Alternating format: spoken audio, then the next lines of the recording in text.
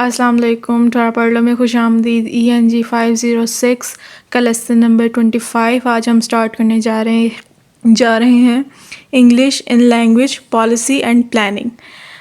Topic number 145 English in language policy discourse. अच्छा जी, अब language policy पे सबसे पहले आ जाए। The place of a language in language policy is determined by. एक लैंग्वेज पॉलिसी जब बनाई जाती है तो किन किन चीज़ों को मद्देनज़र रखते हुए उसकी लैंग्वेज पॉलिसी बनाई जाती है। Population, Prestige, status, functionality, nationalism.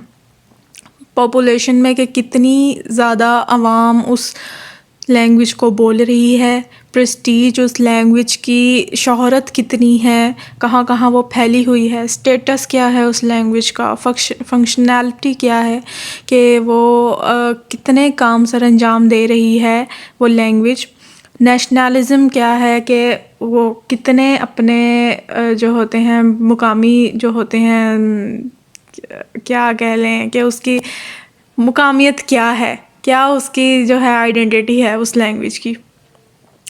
Language policy in inner circle countries. जी हम ये पीछे से पढ़ते आ रहे हैं, ये इसमें कुछ ख़ास समझाने वाला कुछ नया नहीं है कि मैं आपको इसको दोबारा से समझाऊँ। आपने एक बार इसको रीड आउट कर लेना है। Language policy in inner circle countries, language policy in outer circle countries, language policy in expanding circle countries. ठीक हो गया।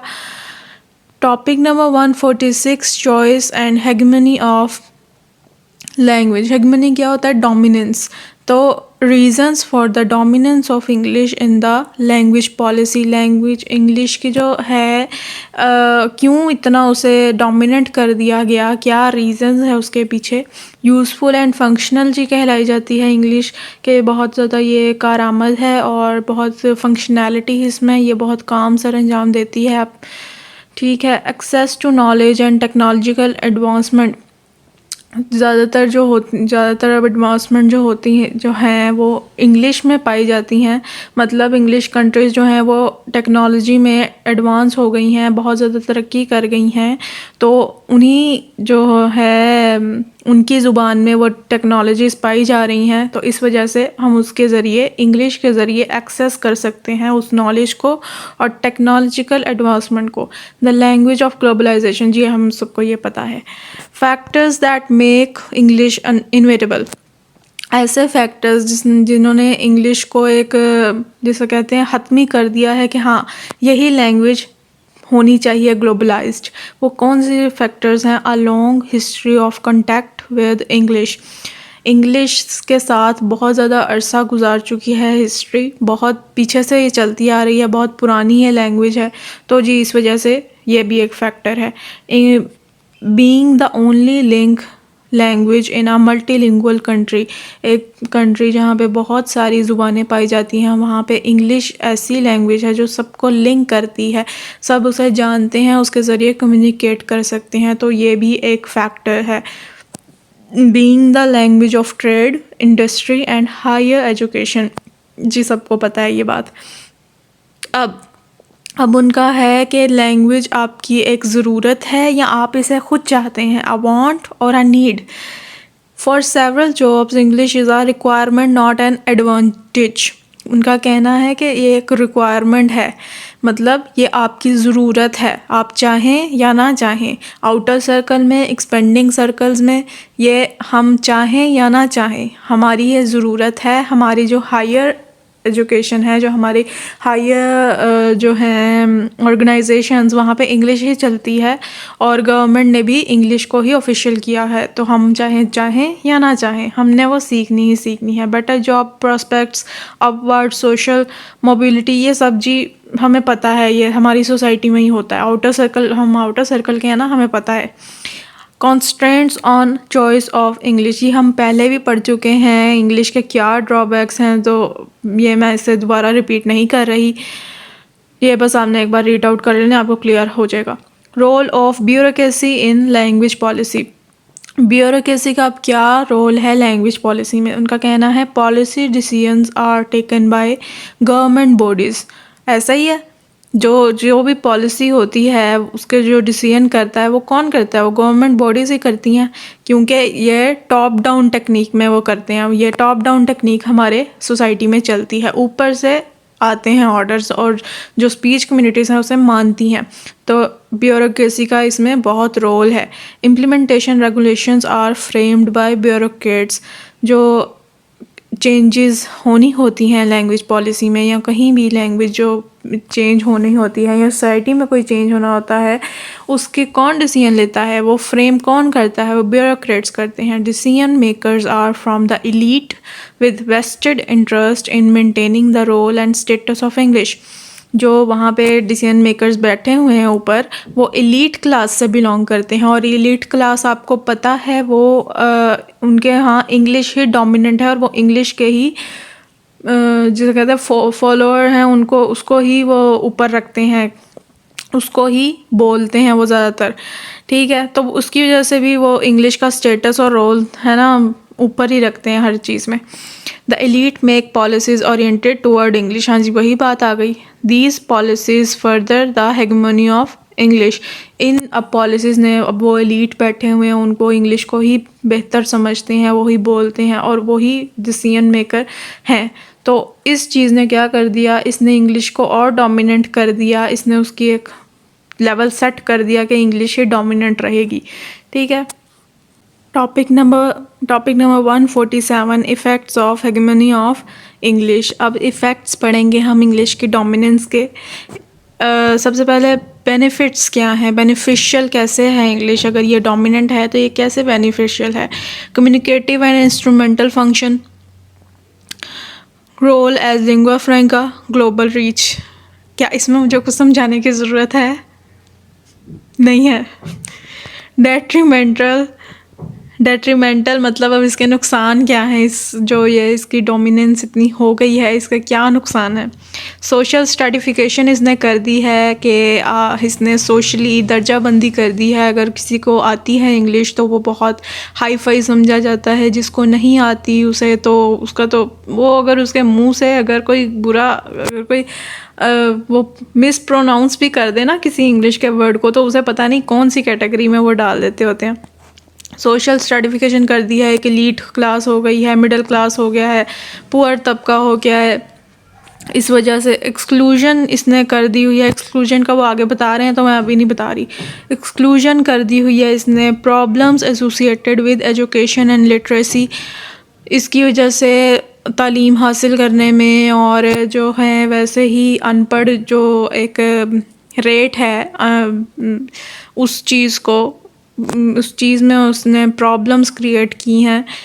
कोई इसकी वजह से नहीं पढ़ता, कोई पढ़ता है और जो पढ़ता है उसको इसमें मुश्किल आती है। तो ये बहुत सारी चीज़ों में उसके नुकसानात मौजूद हैं। Status of languages other than English, इसने दूसरी लैंग्वेजेस को पीछे कर दिया है, अब खुद को ऊपर ले आई है, जिसकी वजह से दूसरे जो लैंग्वेजेस हैं वो मर रही हैं, डेड होती जा रही हैं। इसकी वजह से भी ये बहुत सारे नुकसानात हैं इस चीज़ के। इंग्लिश कोजिंग एक्सक्लूजन, अब एक्सक्लूजन कैसे कर रही है English. Effects on the viability and stability of other languages. हाँ जी, वही बात आ गई।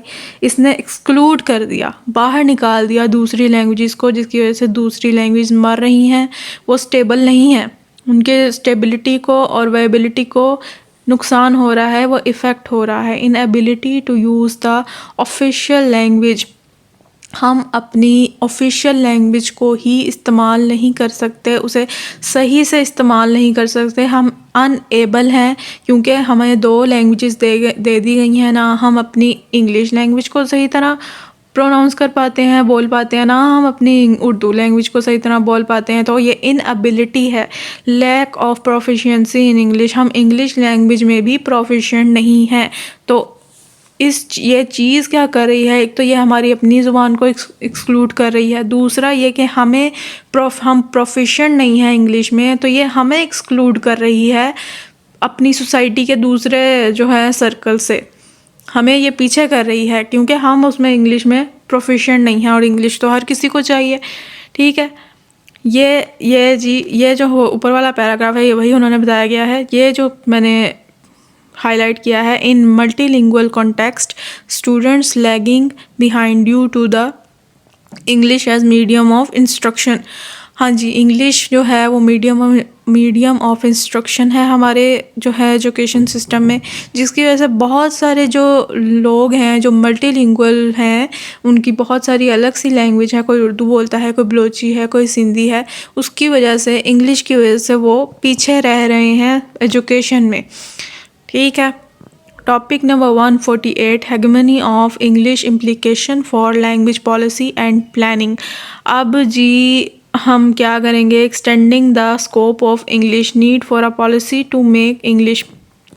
अब हमें एक ऐसी पॉलिसी चाहिए इंग्लिश को बनाने के लिए कि हम ऐसी पॉलिसी प्लान करें जो इंग्लिश को ऐसा बना दे। कैसा बना दे? Inclusive, equitable, vehicle for the promotion of cultural and economic development of a country. Inclusive ऐसे कर दे कि इंग्लिश तमाम चीज़ों को अपने अंदर ले ले, वो एक कह लें कि प्रॉपर लैंग्वेज हो, हर तरह से मुकम्मल हो। इक्विटेबल हो, वो दूसरी लैंग्वेज या किसी दूसरे इंसान को के लिए मतलब अनईक्वल ना करे, किसी दूसरी लैंग्वेज को अपने से नीचे ना किसी को जाहिर करे, या किसी इंसान को, उसके बोलने वाले को अपने से नीचे ना उसे जाहिर करे, साबित करे। वो इक्विटेबल हो, वो क्या कहें, मुसावत पसंद हो, मुसावत कहेंगे, इत्तेहाद पसंद हो वो। Vehicle for the promotion of cultural and economic development of a country. ये जी आपके कल्चर, आपके जो कंट्री के कल्चर और आपके इकोनॉमिक डेवलपमेंट के लिए बहुत मुफीद साबित हो। आपने ऐसी पॉलिसी अपनानी है इंग्लिश में अगर आप बनाना चाहते हैं। A policy without English negative effects following measures can eliminate the negative effects of language policy. अब जी आपने ऐसी लैंग्वेज पॉलिसी अपनानी है इंग्लिश की जो कि उसके नेगेटिव इफ़ेक्ट्स जो हैं वो उसे हटा दे, उसको बीच में ना लाए। तो वो कौन से ऐसे मेयर्स हैं जिसको करके आप ऐसा कर सकते हैं, ऐसी लैंग्वेज पॉलिसी बना सकते हैं? First, take into consideration social, economic and political factors while designing the policy. आप एक पॉलिसी बनाने लगे हैं, आपने जिस सोसाइटी में, जिस कंट्री में वो पॉलिसी डालनी है, अप्लाई करनी है, आपने पहले वहाँ का social, economic and political factors को दिमाग में रखना है। उसके फैक्टर्स के मुताबिक आपने वो पॉलिसी डेवलप करनी है। फिर cater to the whole population and not just the elite by designing a multilingual policy.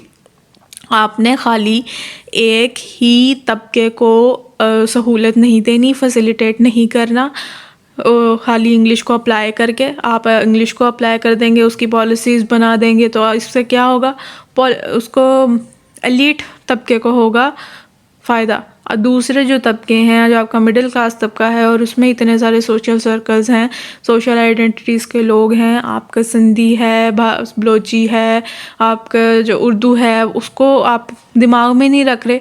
तो आपने ऐसी पॉलिसी अपनानी है कि आपके सोसाइटी के मुताबिक, आपके कल्चर के मुताबिक वो सही से अप्लाई हो, वो सबको इक्विटेबल रखे, सब में इक्विटी पैदा करे, इत्तेहाद पैदा करे, वो ये जैसे क्या कहते हैं, अनबैलेंस ना कर दे सब कुछ।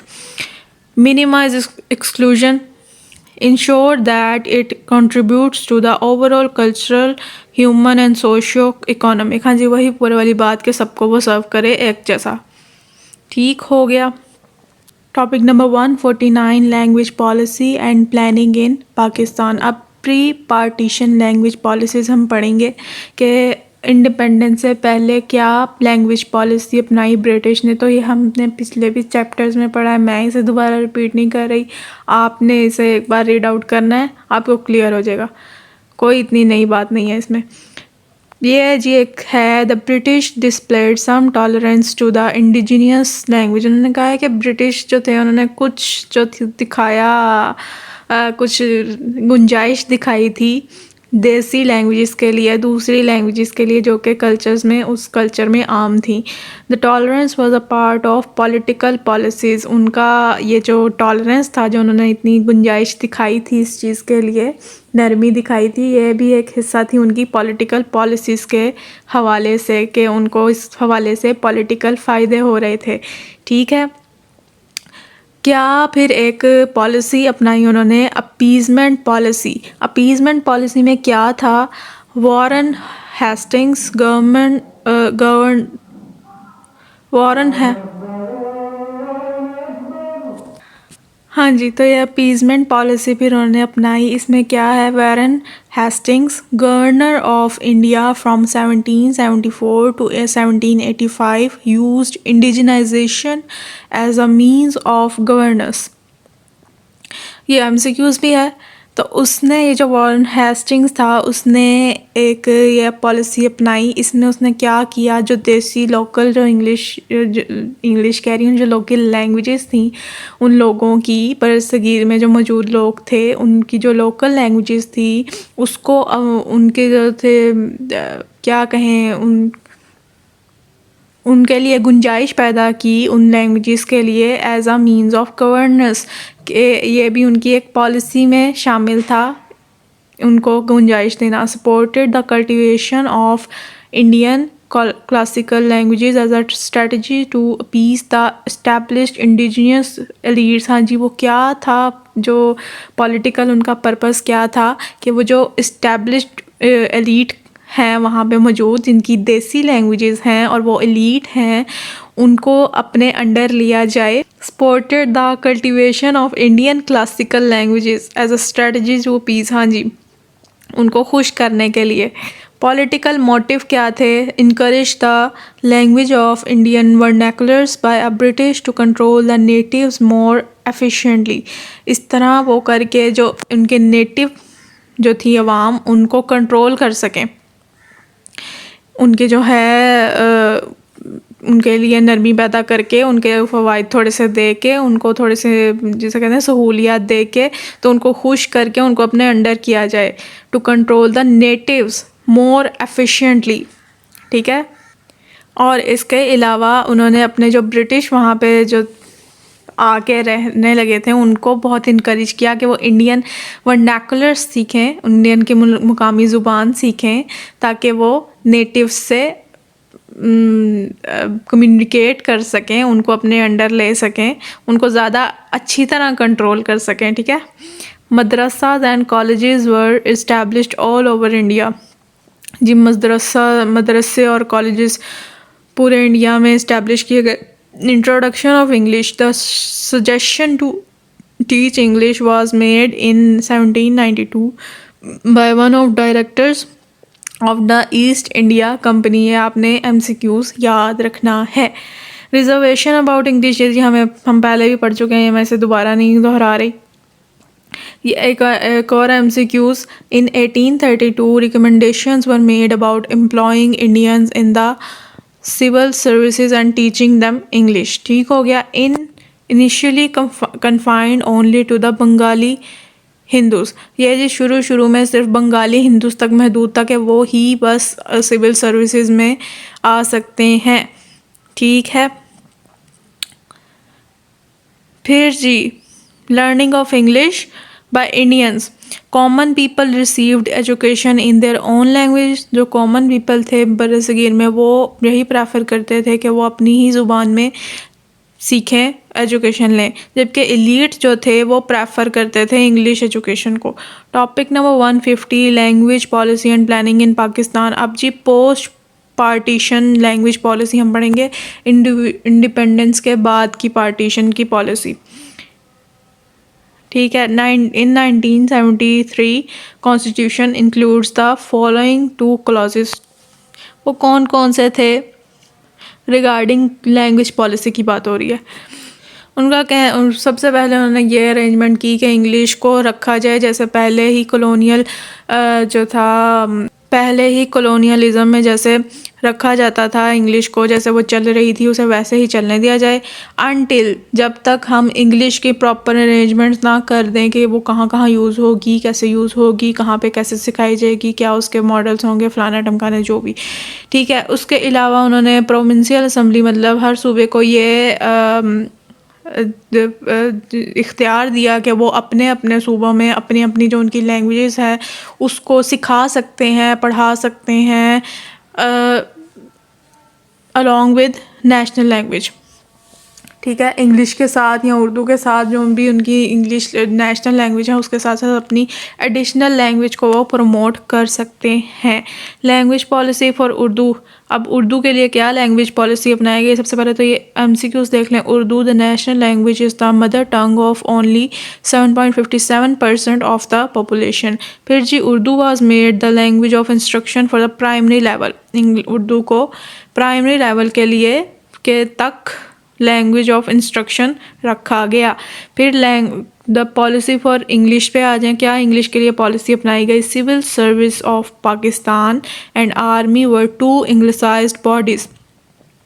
जो ब्यूरोक्रेट्स, पूरा ब्यूरोक्रेटिक सिस्टम है जो सिविल सर्विस ऑफ पाकिस्तान है और आर्मी को, ये इन दो बॉडीज़ में मुकम्मल तौर पर इंग्लिश रखी गई, इंग्लिसाइज्ड कर दिया गया इनको। Continuation of English favoured this elite. इस जो इंग्लिश के डिसीजन ने, इस पॉलिसी ने एलीट क्लास को बहुत फ़ायदा दिया, बहुत फेवर दिया। English medium of instruction was also maintained in elite and cadet schools and colleges। In elite schools के colleges में, schools में या cadet schools में इंग्लिश को ही medium of instructions रखा गया। ठीक है, privileges of the elite। इस चीज़ से elite को क्या फ़ायदा हुआ, क्या privilege मिला? The armed forces created cadet college on the lines of British elitist schools। ये जो आर्म्ड फोर्सेस थी इन्होंने अपने कैडेट कॉलेजेस बनाए उन रूल्स पे जिन पे ब्रिटिश स्कूल्स चलते हैं या चलते थे।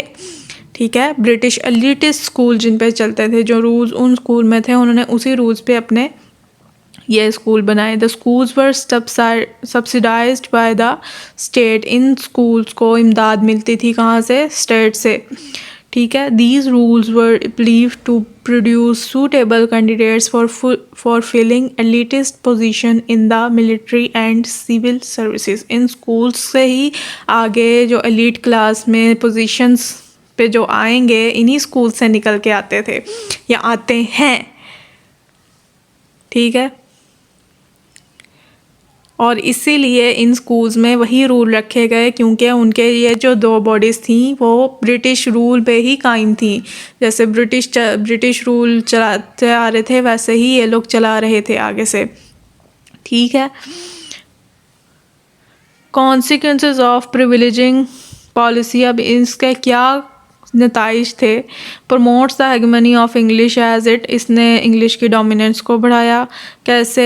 लोकल लैंग्वेजेस को इंग्लिश ने पीछे कर दिया। इसके अलावा जो लैंग्वेज और कल्चरल डाइवर्सिटी थी उसे एलिमिनेट कर दिया इंग्लिश ने। सब एक ही लैंग्वेज बोलें, एक जैसे ही बोलें, बस ख़त्म, डाइवर्सिटी ख़त्म कर दी।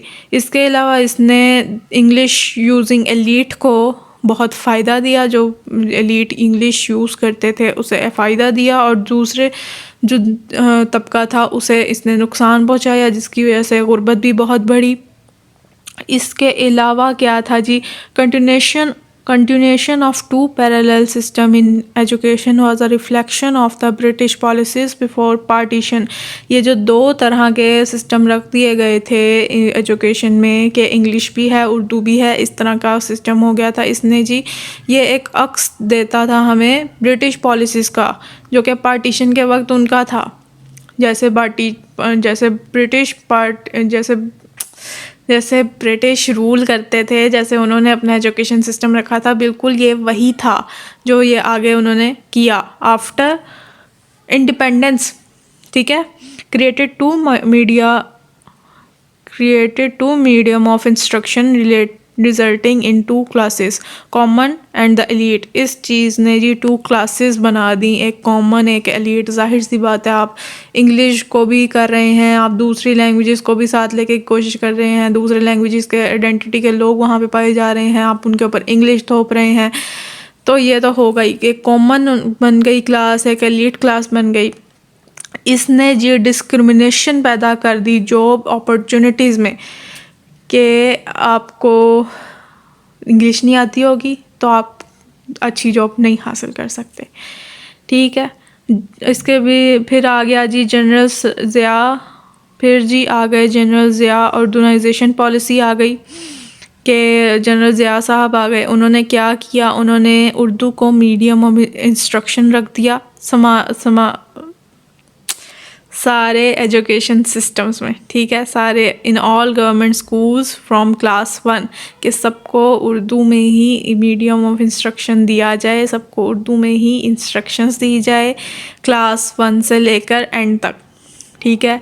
इस फिर जो इन्होंने ये पॉलिसी अपनाई उसको ये इतनी ज़्यादा आगे तक नहीं जा पाई, इतना कारआमद नहीं साबित हो पाई। कुछ पॉलिटिकल इन्फ्लुएंसेस थे जिसकी वजह से वो हम सबको पता है क्या पॉलिटिकल इन्फ्लुएंसेस थे, ठीक है। जनरल मुशर्रफ पॉलिसी फिर आ गई। जनरल मुशर्रफ पॉलिसी में मुशर्रफ साहिब ने क्या किया, उन्होंने कहा कि English language was made compulsory from class 1 onward. Class 1 से अब इंग्लिश को कंपलसरी कर दो सब में। जो मेन सब्जेक्ट हैं साइंस, मैथमेटिक्स, कंप्यूटर साइंस और अदर जो दूसरे सिलेक्टेड सब्जेक्ट्स हैं जो मेन सब्जेक्ट हैं उनको इंग्लिश में कर दिया जाए, उनकी मीडियम ऑफ इंस्ट्रक्शन इंग्लिश में दी जाए। इसको जी पॉलिसी को इतनी ज़्यादा आगे नहीं बढ़ पाई, मतलब उस तरीके से उस रफ्तार से आगे नहीं बढ़ पाई क्योंकि due to unavailability of English teachers, तब इतनी इंग्लिश टीचर्स की इतनी ज़्यादा तादाद ज़्यादा नहीं थी, ठीक है। डिकोटॉमिस क्या होता है, एक ही बात के दो पहलू, एक उसके हक़ में है एक उसके ख़िलाफ़ है, पर दो ही एक ही बात के दो पहलू। वो क्या है, the choice of language in education in our country is a result of political expediency rather than of educational effectiveness.